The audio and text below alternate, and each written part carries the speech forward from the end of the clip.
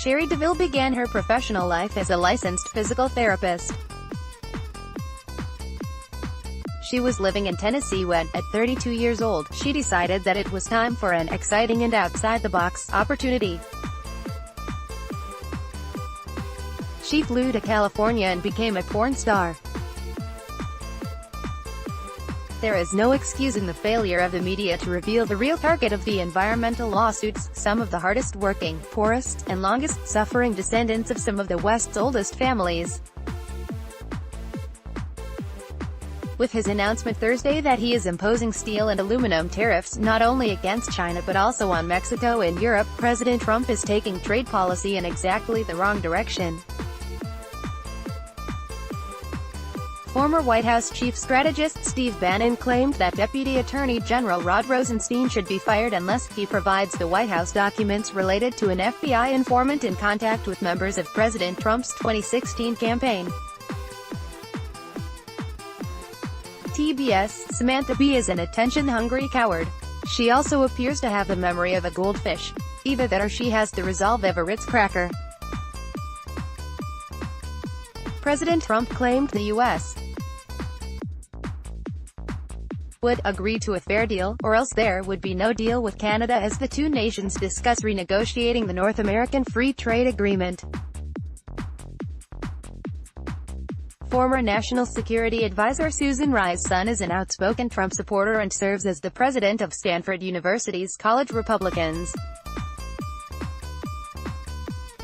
Federal prosecutors received a series of blows Thursday in their effort to convict anti-capitalism march participants of rioting and destroying property during President Trump's inauguration in Washington, D.C.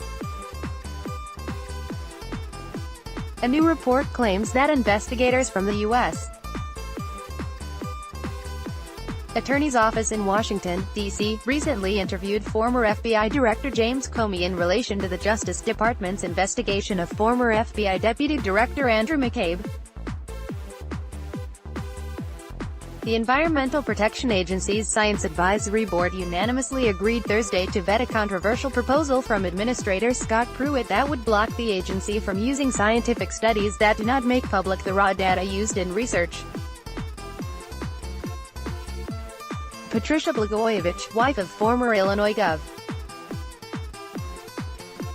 Rod Blagojevich, suggested that President Trump is interested in commuting her husband's sentence because the same people involved in her husband's case are now involved in the federal Russia investigation.